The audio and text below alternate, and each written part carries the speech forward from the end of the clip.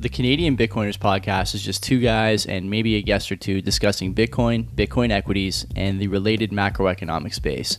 It's not meant to be financial advice, so please, if you're doing any investing after listening to our program, do your own research, do your own due diligence, and understand that any money you invest can be lost. The show is meant for entertainment purposes only, and we hope you enjoy the program. Friends and enemies, welcome back to the CBP. This is number 165. My name's Joey. Bitcoin price nearly 70,000. Great day today. In the other panel is my co-host and friend, Len. Buddy, what's going on? How the heck are you? Good to see you. Yeah, all good, man. All good. Just, it is what it is. You got rained on. I got rained on. Everybody got rained on. I just can't believe that. It was the disparity between what you experienced and what we had over here. It rained, but not like monsoon. Wow, stuff. That was wild. I won't say on the air where I went today, but yeah, the drive there, brutal. Drive back, also not great. So yeah, but it doesn't matter. It was worth the trip. I have to say, I was happy with making the trip an hour away. So we'll talk about that another time. Maybe you and I offline or with our buddy there. So yeah, Len.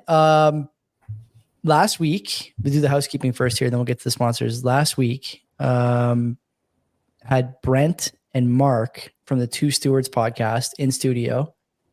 Two very nice guys. My wife is always thrilled when she meets nice, what she calls normal Bitcoiners. She was very happy to meet normal Bitcoiners and Mark and Brent. She didn't say that when I was introduced to her. She sure as shit didn't say to Montreal. She sure as shit didn't say to Montreal. She probably thinks you're fucking weird too. I don't know. But no, she thinks everyone's nice. It's just having someone come to your house is a bit of a different experience. I've had it. Obviously we've done it a handful of times now for the show. She knows Dee well. She met Mark finally in Montreal, and now these guys. Awesome podcast. I listened back to it today. My apologies, everybody, for not putting it up last week. It totally slipped my mind. I've been so busy, but it's up today. I really enjoyed it. I didn't realize it was almost an hour and a half. It was a long episode, and we talk about a lot of stuff. A lot of stuff about faith and community and Bitcoin, obviously, and some stuff about kids and parenting. Is a really wide-ranging episode that we don't often get to do because as much as we like to pretend otherwise, Bitcoiners oftentimes are very focused on one thing, economics and Bitcoin and whatnot. But these two guys, a wide range of interests and a wide range of experiences. And I told them, Len, people often comment on the candor and rapport that you and I share on the show. And I said to those two guys, two things that keep me coming back to good stewards, or two stewards, I should say.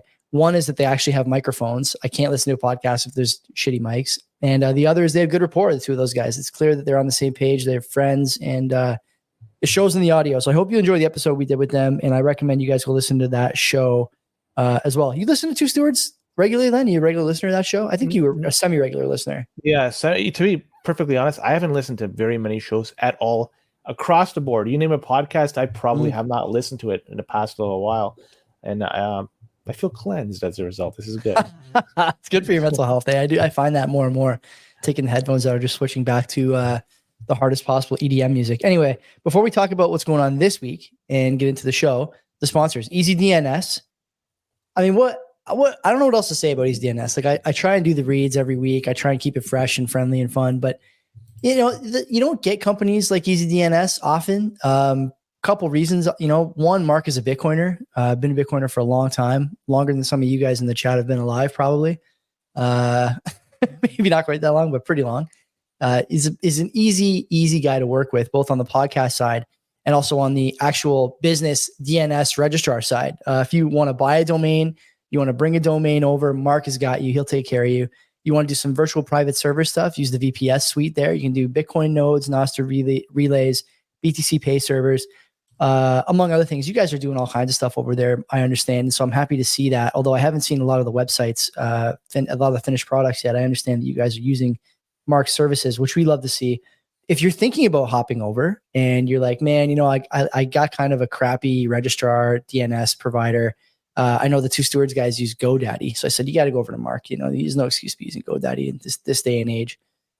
Go over to easydns.com. CBP Media is the code. Tell Mark we sent you, and you get 50% off your first round of buys. You can't beat that. And these days, Len, everyone should have, I think, a place to put content they like and store it in a semi-permanent way. And I don't know if you saw today, archive.is under DDoS attack. So, someone trying to clear the history of the internet in some regard, at least, I don't know to what degree exactly, but keeping stuff that you find valuable and hosting it in a place that's not going to have it taken down is more important than ever. That's the place to go, man. What can I say? There's not much else to add to that. Who's the second sponsor?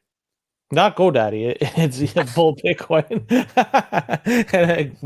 Bull Bitcoin is a great place to buy and sell your Bitcoin. Joey was mentioning the price was around 70,000. It's been hovering around here for some time, so maybe a good opportunity to sell if you want, but maybe a good opportunity to buy if you want. Either way, you have both options available to you. They give you the option also to buy on-chain, and you can also use Lightning. But you know what? The fees right now, at least I checked earlier today, they're cheap. It was single digits sats per VByte, so I'm not sure why anybody would want to buy through Lightning just yet, but maybe it's your jam, that's fine. But personally, I would suggest just buy through on-chain for at least for the time being, and that way you're covered. And you can. Oh my God, Len, the sats per byte. Oh my God. What is it now? Basement, 9 sats per VByte, high priority. Yeah, it was 8 earlier, so it's just dirt cheap. So I mean, personally, if I'm going to buy, I'd buy on-chain right now and then consolidate my UTXO shortly thereafter. It's cheap to do so, but do your own research, whatever works for you. Either way, Bull Bitcoin has you covered, but they also give you some other good options available. For example, if you want to pay your bills, every month we get these bills. We get the electricity bill, we get our mortgage bill, all this shit we got to pay. But you could use your Bitcoin. Look at the price of Bitcoin's up to $70,000 right now. Good time to start spending it. So through Bull Bitcoin, you could start paying your bills with your Bitcoin, and it's not too bad. And you could also, if price is high, which it is right now, 70,000, you could buy gift cards with your Bitcoin, and Bull Bitcoin facilitates that purchase for you. And you go ahead and start buying stuff in the real world. It's indirectly you're using your Bitcoin to buy this stuff, but this is the only options we have right now. It works really well. Check it out. And if you do open an account and fund your account, use our referral code, of course, you'll get $21 added to your account. No questions asked. Dude, I want to see people in this chat, this show. I don't know how we do this. I would love to run like a raffle, a contest or something. And the entry would have to be, you give Bitcoin that you bought on Bull through on an open dime as a wedding gift. I've done this a few times in the past. I was saying to D last year that it was like wedding season. I wanted to get a bunch of open dimes, and I gave a few of them away for birthdays and weddings. I think it's a great gift. It's like super cypherpunk to give one of those things away. And if you want to do that, Bull Bitcoin is a good way to do it, right? Cheap fees, everything's coin joined out, like extra privacy. Plus, obviously, the open dime is basically impossible to trace.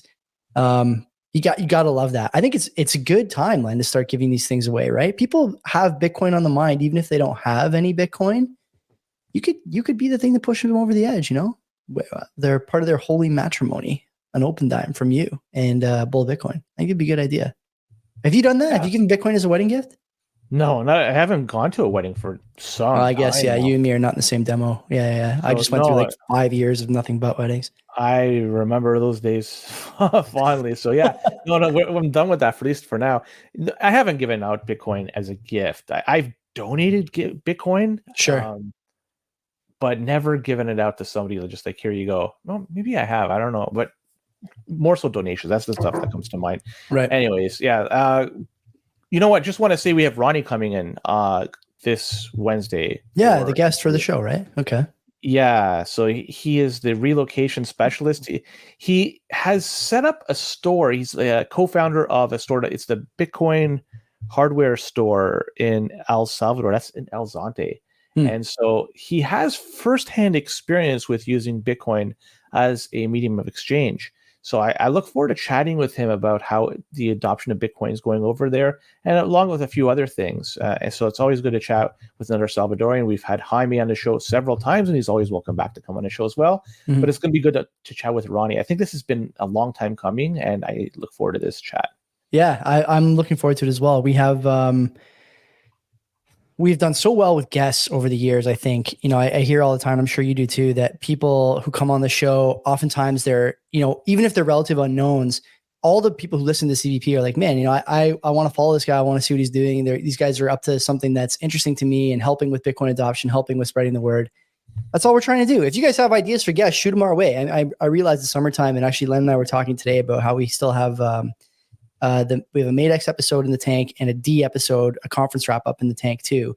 So, we're trying to accumulate somewhat evergreen content, but it doesn't mean we're not still booking guests. And actually, I have a few guests we have to talk to over the next week or so and try and get on the calendar for the summer. But if you guys have ideas, shoot them our way. We're always listening. And actually, our unofficial booking agent Boomer has done us a great service over the years, landing us tons of guests. So if you want to become 2024 Boomer, then Boomer you know what to do. You know what to do. Anyway, so Torup is saying we should get Mullers on the show. Maybe, I don't know. I'm with you. I just don't care. You're not the guy that does the impression. It's our friend. I don't want to just say it in case it's going to. Brandon does. Okay, I don't want to say it just in case. Yeah, but man, I always laugh when I hear his impression of him. It's funny stuff. But anyways, I got a couple of boosts. Only 2 boosts of note this week that I want to rhyme off. Some user sent in 100 sats saying, "Great show. Your podcast always makes you laugh," but it doesn't have a name. It's just some generic name. Show yourself, Anon. Show yourself. Yeah. Like, I'll be happy to give you, say your name, and you could even make up something. But anyways. Appreciate the kind words all the same, though. Yeah, thank you very much. And Doug and Roop, 1,025 sats. And he writes, exciting news about Joey's biking adventure. When CBP Whistler Bike Park special. I'll fix punctures. I guess he's out there. Scary news about the UK taking assets before any changes. Very good reason to have good systems in place and maybe a second passport. And there's a couple of UK stories I'm going to be talking about today because it seems like there's a lot of acceleration going on. Those guys are out of control. Yeah, and I have nothing to do with Rishi's latest. I don't know. What, the service thing? The service thing? Yeah. So I mean, we'll talk. We're gonna talk about that. Whether you have talk about it. Yeah, whether you have it in the notes or not, I'll be bringing it up. I have something to say about that. Well, but that's it. I mean, that's all I have to talk about. If anything else you want to go off, and this is your chance. We're good, man. Let's hit the ground running here. What do we got first? Well, right away we'll talk about, I guess, the biggest news this past week, and I can't wait to hear your thoughts on this because I'll be honest, mine are just pretty neutral at this particular moment. It's Donald J. Trump, and right, this is the biggest thing that happened this past week, right, with respect to Bitcoin. And let's recap what we do know at this particular moment. So the executives, a couple of them, Bitcoin Magazine, have been talking for a while that they have provided or have been providing some advice to the Trump team with respect to Bitcoin. And I like that hat, Joey. Is that the one that you were talking about, the newer one that has? It's not the one with the rope. It's not the one with the rope. I won't tell you who got me this because it'll incriminate them a little bit. I don't think anyone wants to actually know that someone has a Trump hat. This one has a Trump right across the back too. I should wear this running the stairs here in Hamilton. I'm sure I'd get some looks. There was a guy running the stairs years ago wearing a Build the Wall shirt. It was great. Anyway, who? Bill Bowall? What's his name? No, Build the Wall. Build the Wall. Oh, sorry. Yeah, Build the Wall. Oh, gotcha. Okay, that's pretty funny. But anyways, so yeah, the magazine folks were at least they were saying that they were providing him with some advice, and they've been doing so and they're talking about it at least for the past 2 weeks, if not longer. I'll be honest, I don't follow them, but it does show up in my timeline every so often. So either way, well, what we learned is that there's 2 interesting things this past week. Now, first is this one didn't get a heck of a lot of traction in comparison to the other story, is that the Trump campaign is now accepting what they call "quote unquote" crypto. Yeah. And if you go on the website, you could actually select what method of payment you want. You could pay directly with your Coinbase wallet, MetaMask, a whole bunch of other things. People were saying that you can't pay in Bitcoin with the Coinbase stuff because the Coinbase marketplace is preventing you from that. But when I took a look, there are other options because you could also use Ledger. Trust Wallet, I believe, there's Bitcoin. You could use Bitcoin in that as well. I'm not 100% sure, but certainly Ledger you can. So it just, unfortunately, you have to somehow connect it to your browser, and through there, it's going to be able to make the payment. But yeah, you can make a payment to his campaign in Bitcoin and shitcoins as well. So I think that was not correct. So they are accepting Bitcoin. So that's the first thing. Well, the second announcement was much, much bigger in nature. And well, it wasn't really an announcement. It's just, I guess, him coming to a realization or maybe pandering a group of folks. Either way, whatever it is, he's saying that he supports the right to self-custody of Bitcoin. And he also mentions that he's not a fan, or at least he's not going to go ahead with a CBDC while he's in power. And the future of Bitcoin will be made in the United States. He's not going to try to push this. So what do you say about Liz's goons? Do you have that quote? And he's going to keep Elizabeth Warren away from Elizabeth Bitcoin Warren or something along and those her lines. goons away from your Bitcoin. Yeah. And finally, he also vowed he's going to free Ross. So that's basically it in a nutshell. And I'll leave it at that. I mean, I want to hear your thoughts more than anything, because I'll just preface, like, there's been a lot of other people that are running that have made these types of announcements, right? And is he cut from the same cloth or not? Maybe, maybe not. But at least, we have a history here to draw upon. And I want to hear your thoughts on this, because I think you probably are more favorable than I am. I think I'm more neutral, if anything. But let's hear your thoughts. I'm pretty neutral on Trump, the politician now. The Trump, the man, I think is absolutely hilarious. Has riz like almost no one else on the planet. And the only people who don't think he does are these like sort of annoying, whiny, pillow screaming losers. That's the way I feel. You don't have to agree with that. You may say that he's, a Russian asset, whatever. I mean, if you still think that at this point, there's not really much we can discuss, right? We're just not operating in the same plane of reality. That's number one. That's sort of the preface, I should say. As far as the announcement about the Bitcoin crypto self-custody stuff, I really liked the language he used. And I think, you pointed out that Bitcoin Magazine has been working with this campaign by the sounds of it. Bailey obviously tweeting about this almost every day at this point. And in the lead up to the Libertarian National Convention, he was talking a lot about how the Trump, speech was going to be important, blah, blah, blah. He was right. The language in the speech was pretty critical. The separation between Bitcoin and crypto, I thought, was important in the speech, although his campaign messaging as far as donations doesn't make a distinction. The speech writing, I think, is probably a little more finely tuned, which tells me that someone in his inner circle is at least reviewing the speech for these little nuances, which I like. The self-custody thing is really key. That's obviously something we've been talking about a lot on this show for the last year. A major topic, right? Do you have the right to custody your coins if you buy them spot? And you obviously feel very strongly that the ETF is actually sort of an attack on self-custody alongside, I would guess, I'm kind of putting words in your mouth, but alongside these other attacks on custody. You have to declare all your buys and declare all your wallet addresses and pay taxes on your unrealized gains, blah, blah, blah, blah. All this stuff. I really like that. The free Ross thing is important too, because I think that without the free Ross thing, everything else is kind of, it can be nebulous. The legislation around self-custody can be nebulous. Legislation around whether or not the government can, quote unquote, or Warren and her goons can attack your self-custody or attack Bitcoin or grow Bitcoin as an asset on US shores. These things are nebulous. There's nothing hard and fast there. Saying you're going to free Albrecht on day one is measurable in a real easy sense. Like either he's out or he's not out on day one. And you can make your judgment about Trump based on that. The more important thing to me, Len, is that clearly here, and it's in the title. I know we're going to talk about whether, how the White House feels about this. Maybe we can talk about that next, since I think these dovetail nicely.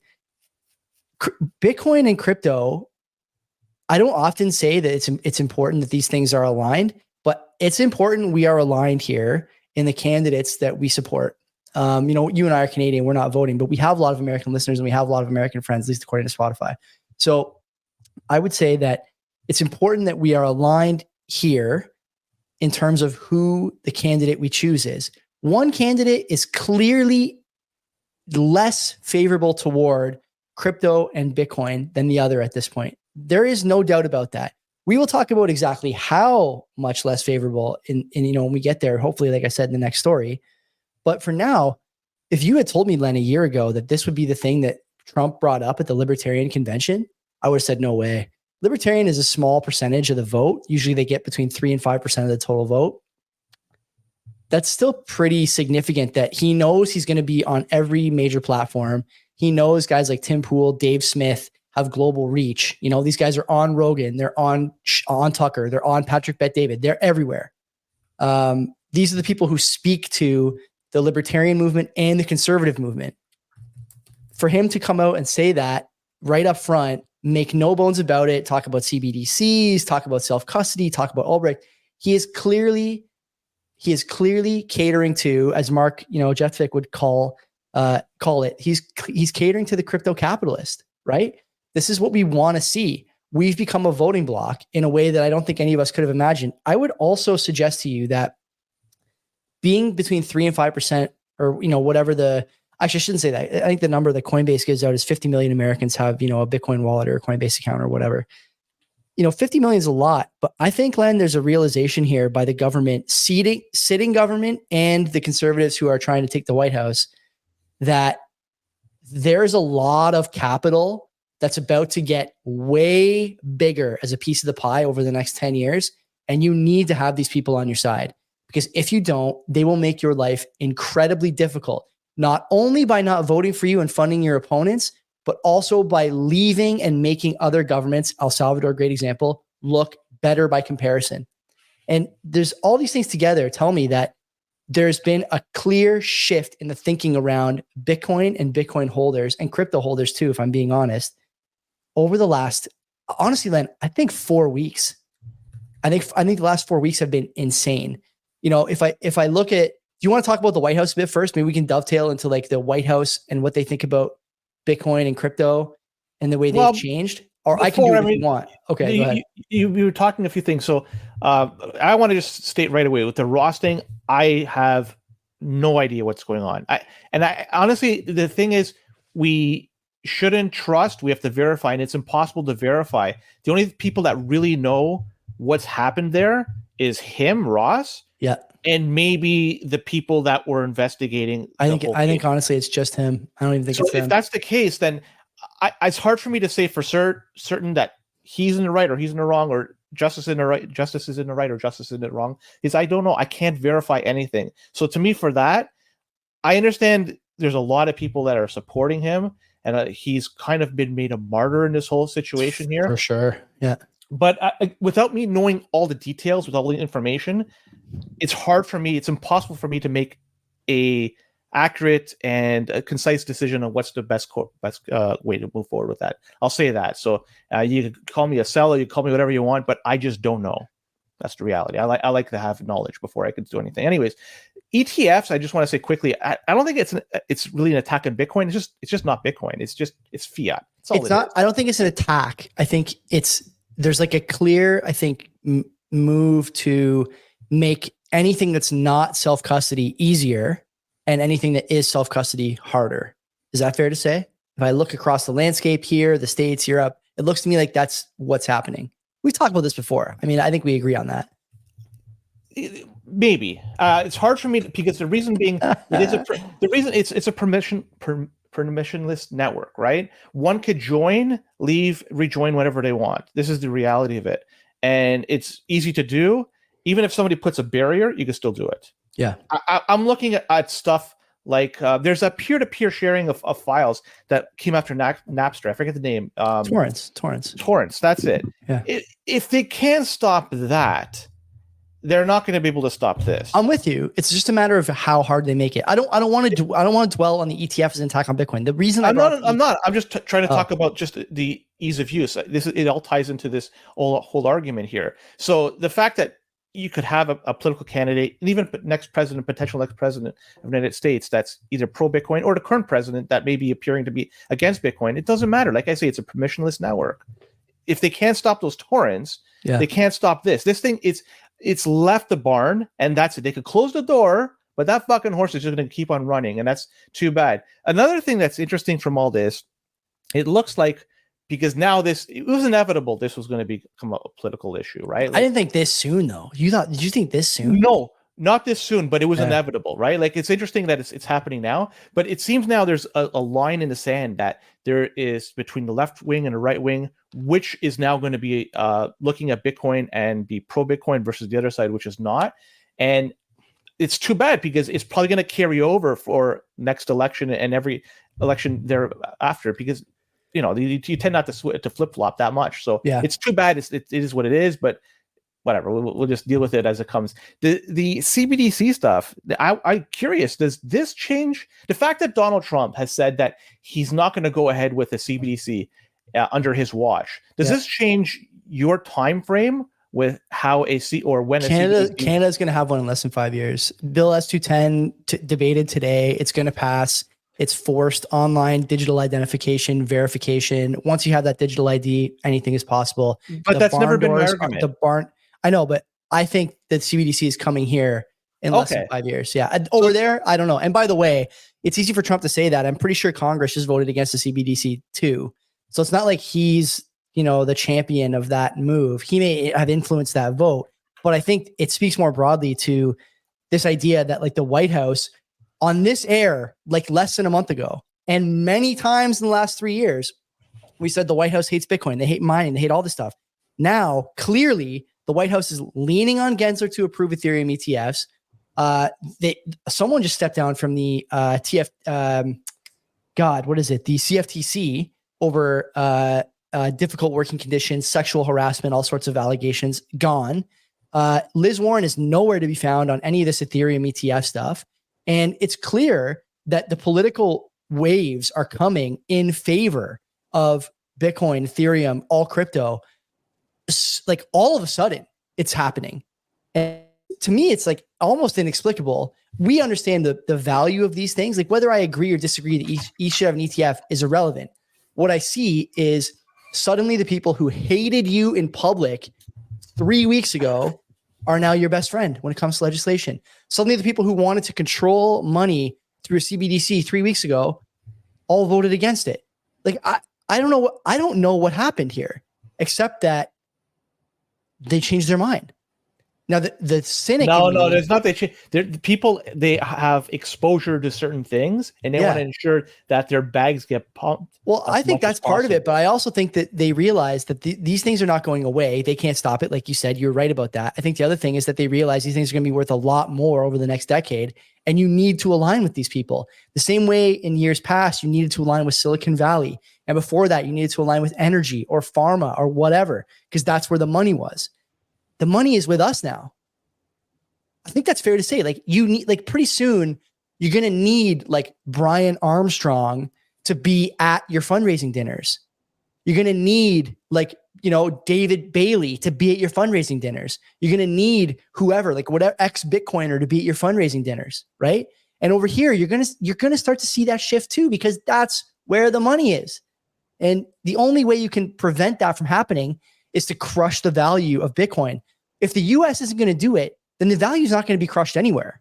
And how could you crush it? That's what I mean. Like, well, our government is trying, I think, right? Directly or indirectly with stuff like making you declare your buys, talking about capital gains inclusions going up. That destroys it destroys at least a little bit the value. No, yes. That just tries to make it operate within the system they want to. Whatever. Len, that's fine. Len, I think that's Puritan talk. Okay. I'll be honest with you. Go ahead. This is what happens when people can't sell at the value that the thing is actually worth on the ticker. It destroys the value prop in their head. There's more than just KYC Bitcoin. Joey. I know that. You know that. I know. But there's no. But people. This is what I was going to mention. I know, next. but people are not people who have tons of Bitcoin. Okay, like there's a couple of subset. We shouldn't go down this road again because we'll be here all night. The point is that the capital is with these people now. It's with our demo, right? It's with our sort of way of thinking. The thing I think that I'm going to have to start to tango with, and you're going to have to start to tango with, is you're going to find yourself in bed with, guys from Ethereum when it comes to voting, and guys from other. And I don't really have a problem with it, honestly. Like I think that it's like they're more aligned with me than almost any other political group is. And so why shouldn't I, I can find common ground with those guys when it comes to ballots. What we do on the network is, a story all our own, and they can do whatever they want on their network. But I think when it comes to voting for politicians who will protect your network, there's some common ground there. Certainly in the States. I just think it's like this is a crazy story, and we're not ready for it because there's been this wedge driven in between Bitcoin and everyone else. Some of it done by Bitcoiners, some of it done by other networks. And now like you're looking across the dance floor there, and the next person you dance with, you hated 10 minutes ago. And now it's like you're all wearing the same jersey, at least a little bit, right? Like you say, it's for friends and enemies. That's what people want to buy. Fucking right it is, man. Fucking right it is. It does in the end right now, at least the way things are laid out right now, things may change in the future. This is all just political theater. It doesn't matter. It doesn't matter whatever they say. It doesn't matter whatever they do. Like I said, the barn door is open and that horse has left. And there's nothing, they can't crush the price. If they try to do something to crush the price, they'll just make it even more scarce. You're going to want my Bitcoin? You're going to want my KYC-free Bitcoin? There's going to be a heck of a price to get that from my hands. And the price is going to go even higher. This is done. It's inevitable. It's a matter of when, not if. So this thing, that's why when I look at this, when I said initially I'm neutral, because it doesn't matter to me. It doesn't matter what anybody says. As long as we have people working on it, people coding, people developing on it, people willing to run nodes, people willing to mine, people willing to exchange with it, use it as a medium of exchange. That's it. And all four of those, the boxes are continually being checked. And that's it. And you can't stop. You want to stop me from running a node? Fuck, it's impossible. It's and I don't even want to explain how it's impossible, but it just is impossible to do so. Because I don't want to get into the technicals of that. And same thing with mining. Fuck, I mean, it's impossible to stop this. So the thing is just going to run, and that's wonderful. It's like you were kind of saying, like the money is here. No, the money is not here. The money is with us. It's not we hold the money. The money has been taken away from the people that controlled it in the past, and now it's everybody is part of the money. Everybody is the money. You run a node, you are the money. You are actively putting your resources and saying, I like this. This is what I want. This is what I believe in money, and this is what I'm going to back. So, and to go back, I mean, I just want to go to the CBDC thing really quick. Sure. I don't care what happens in Canada. I don't care. I mean, I do care what happens in Canada. But it's like it's small potatoes in the grand scheme, I think. Right? Yeah. So when UK, those are all going to be testing grounds. But I've been saying all along, and I'm going to stand by this. And maybe I could be proven wrong that the United States, they're not going to do a CBDC for a very long time. At least a retail CBDC. There could be a wholesale one, and I'm not going to say that. I checked the box that there's a CBDC. That's not in my opinion. It's going to be retail, and it's got to be rolled out on the mass, not in a pilot project. Right. So it's not going to happen for a very long, just because of the fact that you can't fuck it up. We're talking about the world currency here, the world reserve currency. That you can't go around and have things fucked up. But if Congress says they don't want to do it, and the president says you don't want to do it, this I don't know. I'd love to know the answer. The Federal Reserve claims to be its own entity. Can't they just do it? Regardless as if I don't know. Yeah. Then they can build it. They would have to build it. Yeah. So I think that the language is the Federal Reserve can build it if they want, but implementing it is a different story. Okay. Yeah. Because right now they're doing Project Hamilton. And so that's just something that is they're just learning about it. That too bad the hat is coming off. So they're just learning about it, just looking at some possibilities, but it's still just, it's something that's on a drawing room board right now, but still the Federal Reserve is doing its manning that one. It's called Project Hamilton. But either way, I mean, I don't want to talk too much about CBDCs. You wanted to go on into the next thing. Well, I kind of already touched on it, that the White House has done basically an about face over the last like 7 days ish, right? Like Balchunas, who works for Bloomberg, covers ETFs, put a tweet out, I think it feels like last Sunday, maybe not yesterday, but a Sunday back, and said, yeah, we now at Bloomberg view the ETF approval likelihood next week moving up 75% from 25%. Lots of things going on behind the scenes. Like, why did they change their mind suddenly, except for the reasons we've been giving? People say like, oh, Ethereum is not it's a commodity, blah, blah, blah. Like, clearly it fails the Howey test. Okay. It fails. So like the only reason this thing could have been approved all of a sudden is because the political winds demand it. Right. And to me, like that's significant, isn't it? Like, it feels to me like there's been a huge shift here in the United States. Meanwhile, countries like Canada, the UK, other EU countries, or I should say EU countries, since the UK is not in the European Union anymore. But it seems to me like they're making things harder on Bitcoin and crypto. And now the US has basically said, nah, we're gonna embrace it. We're gonna give it regulatory framework. You have candidates talking about it. It's a frontline issue in the election. It's an incredible moment in history. And Len, like, I don't know what it was like in the early days of Bitcoin, like pre-2017. Shit, even 2017, I wasn't paying that much attention. But has there been a bigger week for Bitcoin in the mainstream than the last 7 days? I don't know. I honestly don't know. And I realize that the Ethereum ETF is not the Bitcoin ETF, but again, like directionally, you're seeing a clear pivot by a government that has been completely opposed to anything related to Bitcoin in their own policy documents.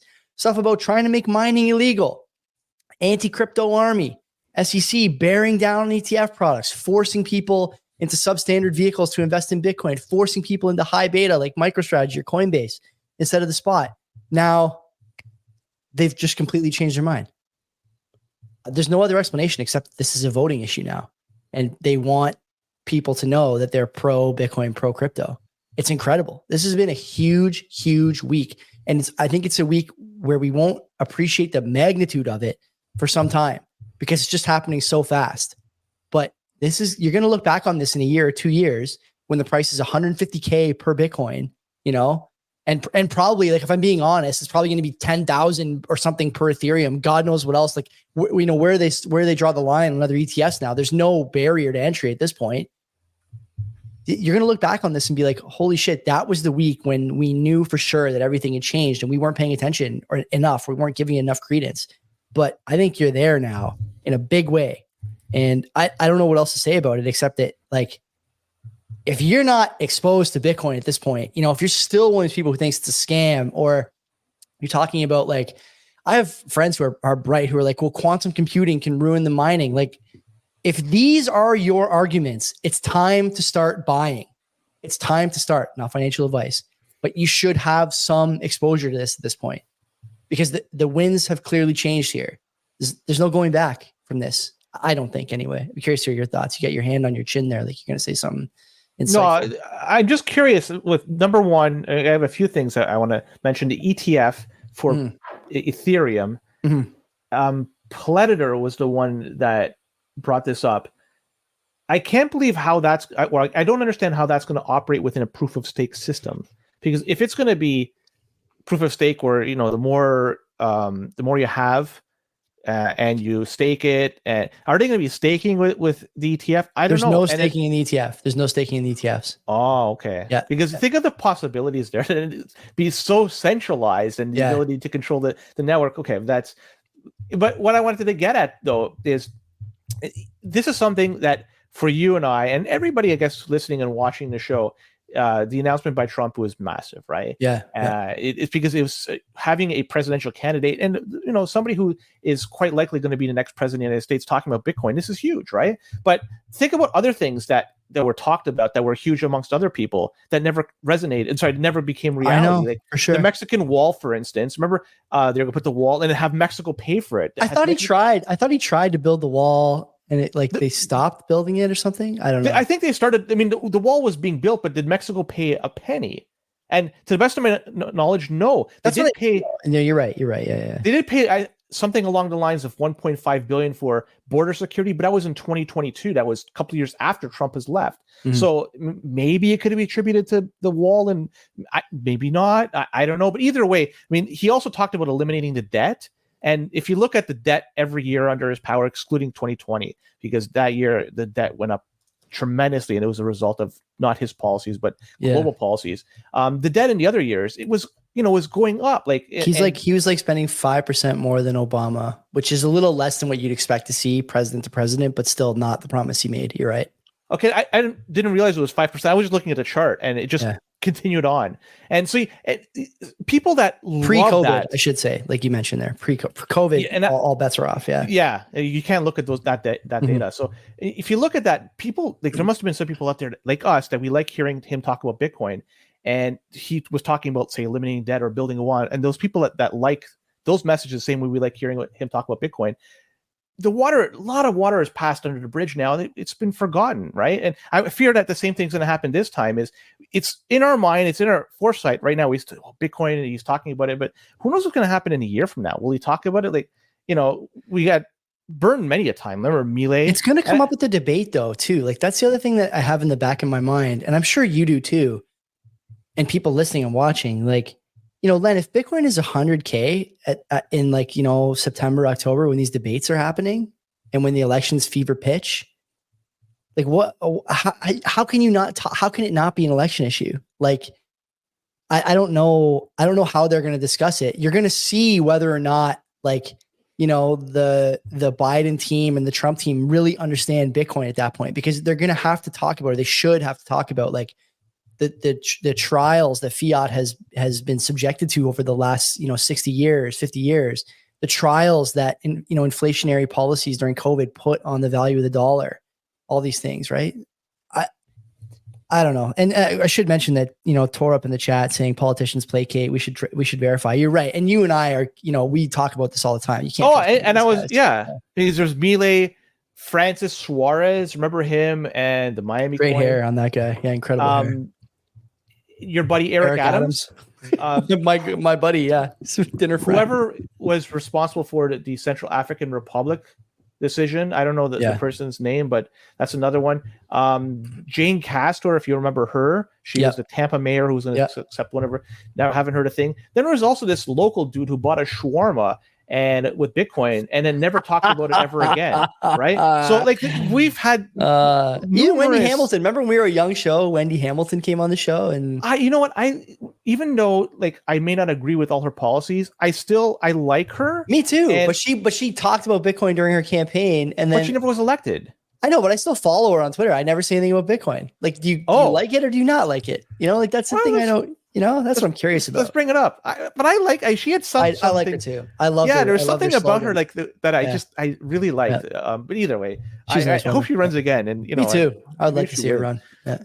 But yeah, so a lot of this. I mean, I'm just not going to hold my breath. It might be an issue for debates that they'll be talking about in debates, or may not. And you know what? Whatever. You know what? The thing that's really going to make people turn their heads with Bitcoin. What? And if it already hasn't, because it has for a lot of people, but there's still so many more that has to turn their heads. When you see people, early adopters, fucking driving Lambos, and you see people in the mid 20s, 5 years ago who buying fucking driving Lambos, and you see like, I can't believe it's not 100K now. I'm kind of disappointed it isn't 100K now, given the fact that you have these ETFs, and I'm not going to talk about ETFs being good, but it does make number go up, and I can't believe we're not even close to 100K. I thought for sure we'd be there by now, but anyways, that's here nor there. But our buddy Manny Monero today gave me an interesting stat. My phone's on the charger over there, but if you take away all the BRC20 market cap, the price actually should be closer to like 110,000 US. Well, until that is the trade that spot being the spot price. But either way, like that's what's going to make head turns. When you see people that have bought in, fucking driving Lambos, and people like, how the fuck does that guy have a Lambo? Oh, he bought into Bitcoin. Let's look into Bitcoin. That's the shit. That's how things come out. Because when people look at and say somebody's life drastically changed for the better as a result of buying in, that's what turns heads. Not all this other stuff. That is it, because that is proof in the pudding, and people want to have that type of lifestyle. People want to have an improved lifestyle, and when you see other people do it just because of the fact that they got into Bitcoin, held it, and are using it the way it should be, that's the fucking head turner. Not the rest. I think we're done with this story. I didn't see this in the notes, and I know you don't listen to McCormick's show out of principle, but Saylor making waves with something he said on the podcast there that you would have a lot to say about. So it's too bad we don't have it in the notes, but this idea that, continuing to be too aggressive with network changes is a good way to lose the store of value feature in favor of the sovereignty element or something like that. I have to go back and listen to it again, but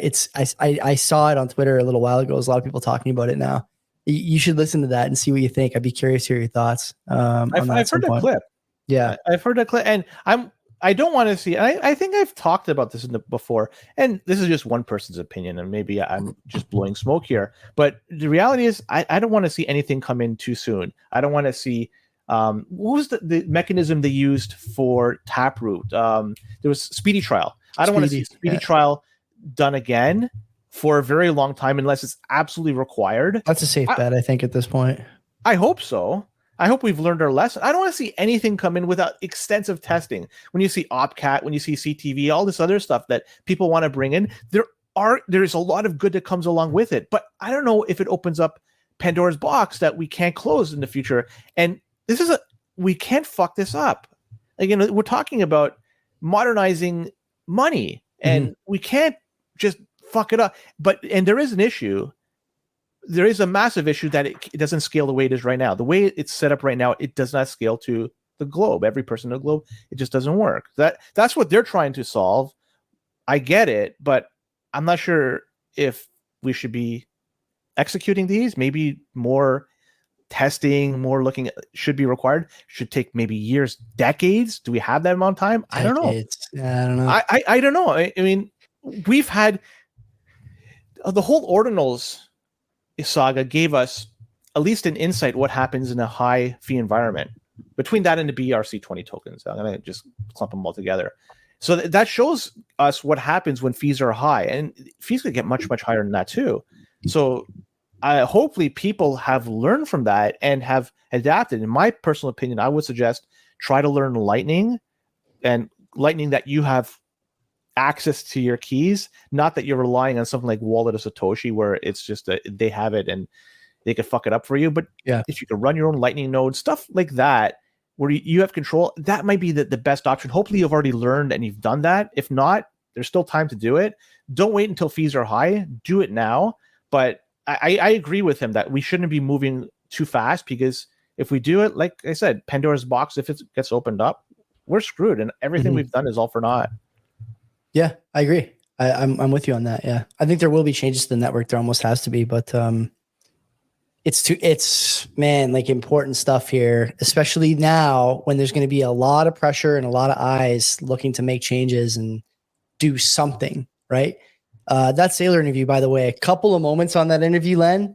One in particular I shared with you that I won't repeat on the air. I'd be shocked if the mainstream media doesn't pick up some of the stuff you said. Because it's in the current sort of zeitgeist, very controversial stuff. Very controversial stuff. He's on MSNBC. He's on Fox. He's on all these different. I'd be super shocked if no one in mainstream picked this up over the next few days, because it goes against the grain right now. At least from that's putting it pretty lightly. The stuff he said, that's the kind of stuff that'll get you fired from your C-suite. In any Fortune 500 company, you get terminated. Any Fortune 500. Do you think we'll see what happens to him? Yeah. Do you think he's going to No. I think I think he's fine. I think his board probably agrees with the stuff he said, because he has so much control. Like, he has so much ownership. I just think they're so aligned on the important stuff that the social stuff just doesn't matter to them. Did you see that they're going to be added to the Russell 1000? I did. Yeah, I did. I'm surprised they're not already there. I mean, the CBP, they've been knocking under. I still have to file the paperwork, and we got to get on that. Yeah, I'm surprised. We're going to open. I'll file it this week. We'll 1 cent per share. How many shares do you have again? Are we just 1-to-1 split, or are we like 1,000 to 1,000? I forget. I can't remember, but we could. We can always do a stock split and a buyback, can't we? Can we do a stock split and a buyback? Is that allowed? We can do whatever we want, man. We got to call our accountant's hilarious. I'm gonna call him. Be like, and you know what, Steve, help me with this. And it just reminded me of something. I don't want to go back, but the Ethereum ETF. Yeah. And the fact that it's been approved, I'm wondering, you were saying because there's people in power that might have, that might be enriched as a result of all. I don't think that's even the top 5 reasons. I think it's they need the votes. I think they need the votes. I think it's people, but I also think about who was responsible for the creation of Ethereum. Was it JP Morgan? They were involved as a consultant on a handful of things. Yeah, I believe it was JP Morgan. I'm wondering then how much sway they have with all this, with having this approved. Maybe there is something, or maybe this is the Jeff DeVick theory of CBDCs, right? That Ethereum is going to be the base layer for all this stuff. And maybe we'll have to have Mark on again. He hasn't been on in a few months. I'd be curious to hear what he thinks about this ETF thing, because I know he's not necessarily a fan of Ethereum, but I think he sees the vision for what it could be as far as like a government tool or a CBDC tool. And I just don't have the technical, wits to talk about it, but I got to refresh myself on his thoughts and theories there. Interesting, man. I don't know. Did you listen to the Bankless folks? Because did they release an episode after they did? It was like an emergency episode or something. I had it in my queue, but I didn't listen to it. Like I don't need the hype. I'm more curious about the why, and I couldn't find it except for that they think it's a good idea politically, which is never a good way to approve ETFs. This opens the door. It's everything. To everything. Yeah. Like what do we stop? I mean, dog with hat ETF coming soon. Like look out for that. What else can you say? What's the fucking roadblock? The next one, is it confirmed that it was approved? By the way, it's approved. Yeah, so it the hasn't SEC started trading yet, but there's still no, it's legit. And Gensler, unlike the Bitcoin one, which obviously was like a complete catastrophe, these like leaks and drawbacks and password hacks and Elon tweeting about how these guys don't know how to use 2FA or whatever, right? Like that was one thing. But all they said with this was there is no statement to come with the Ethereum ETF except that it's approved. They're pissed. Gensler was on a crusade against this stuff. Like I said, like 24 hours before the approval. And then he just gets told to shut up and do his job the way that they want him to do it. Like what else is there to say? There is a civil war going on. 100%. And 100%. We're not privy to everything. And if they've done this, I can't how much longer before the Solana one gets approved? If you look at Ethereum to Solana, that's just like if you're a degen, Len, like you're buying all this stuff waiting for ETFs, like whatever the top, like Solana's its own chain, so not that, but like whatever the top 10 meme coins on Solana are, like if you're a degen, you're just going wherever you get them, Binance or Coinbase, and you're just loading up because you figure if Solana gets an ETF, even if it's a year from now or 2 years from now, you're basically guaranteed to get it. So why not just load your bags, right? Like that. The problem. The problem with these guys is that, on one hand, they will go through this entire dog and pony show over GameStop and AMC a few years ago, as if the financial system is this serious vehicle for serious players doing serious research, working on fundamentals. When really it's all just bullshit. It's all just bullshit. The whole thing is made up.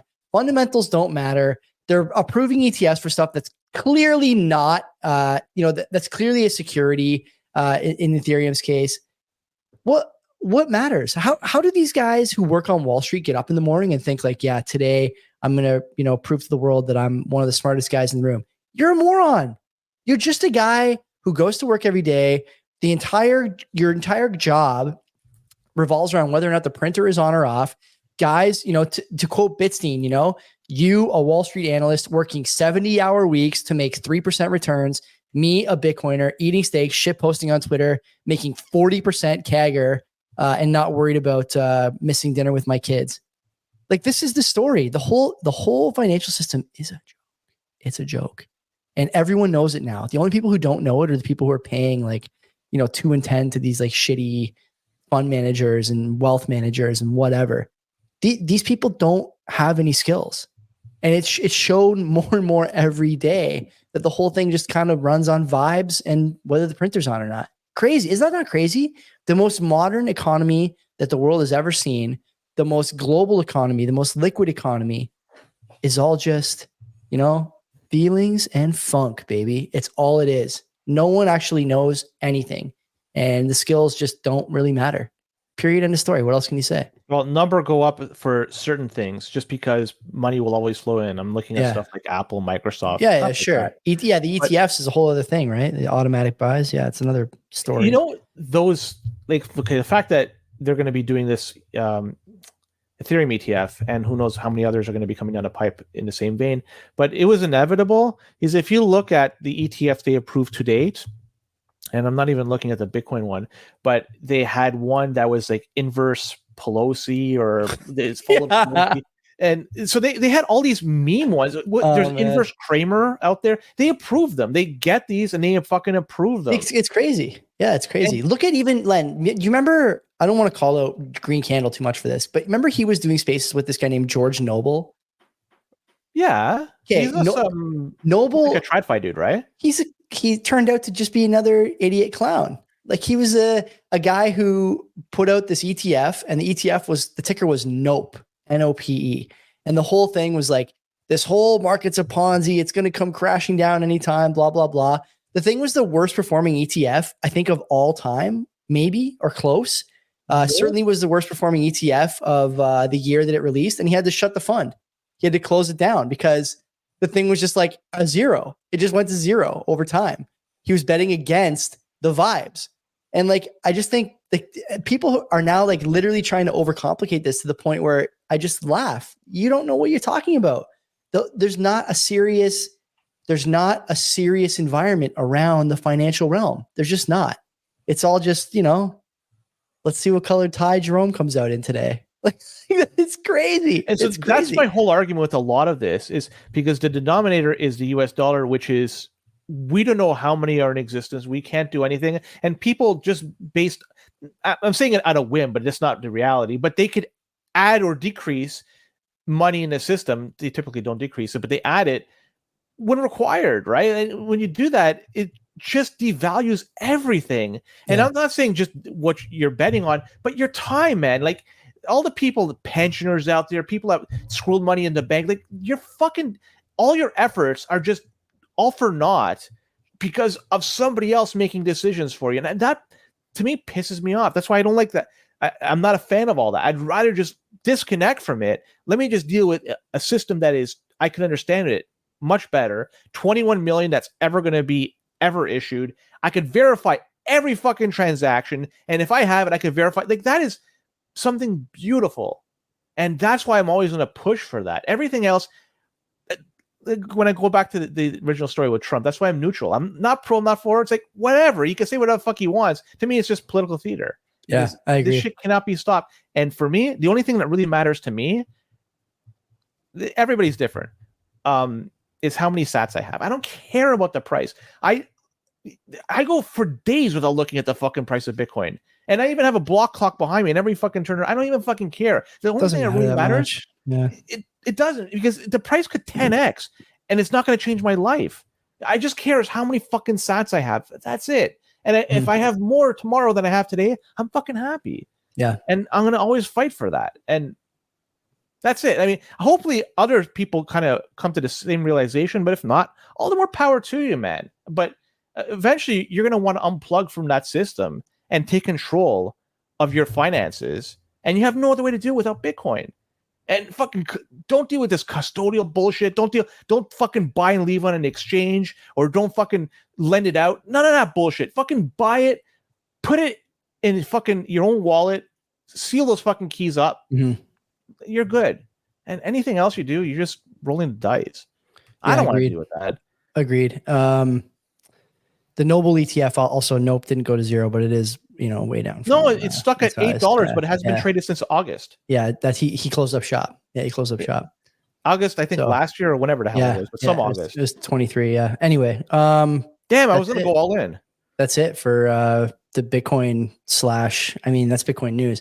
Big news this week. We didn't have to go too deep in the story list, but yeah. Do you want to? We should go like a 4-hour episode today, Joe. Oh my God, get real. This guy, as if I don't know how anyone like Brent from Two Stewards turned me on his podcast Martyr Made, and it's a guy literally talking about like historical events that are a little bit dark, sometimes a lot dark, for like 4 hours. I can't sit in one place. I'm a millennial. Like my attention span's already basically zero. I can't sit in one place for more than like 45 minutes. This is the only time I do this. You notice my interviews, even when I'm solo doing the interviews, they're like 50 minutes. Like I just can't sit for that long. I get like itchy. I got to leave. I can't be here anymore. I got to go do something else. Patrick Bet David, his shows in the past, right? And me, his shows. Yeah. I do if the guest is good. I don't listen to the, what does he call it? The home team ones where it's just him and the boys team. There. Yeah. Yeah. So those episodes, just in general, they will go 2 hours, sometimes 2 and change. I can do it like listening, but I can't do it interviewing. I don't know. Maybe it's a skill I need to learn more, but yeah. But that guy that you're talking about that Brent put you on. He's not interviewing anybody, is he? Martyr Mate is by himself. Yeah, he's by himself. So Shift style. Yeah. Shit, I haven't listened to Shift's Stream of Consciousness podcast in a while. Anyway, listen, we're going to cut the Bitcoin stuff here. If you're on video, don't do anything. Just stay. If you're on audio, the rest of the episode will come out tomorrow. And until then, take care of yourself. Yeah, take care. And don't be a cock. Are you a fan of the old school NHL 94 game on the Genesis or SNES? Why not check out my show, the NHL 94 podcast? From tournaments and tactics to the people who make up this community. Check it out wherever you listen to podcasts or find it on YouTube.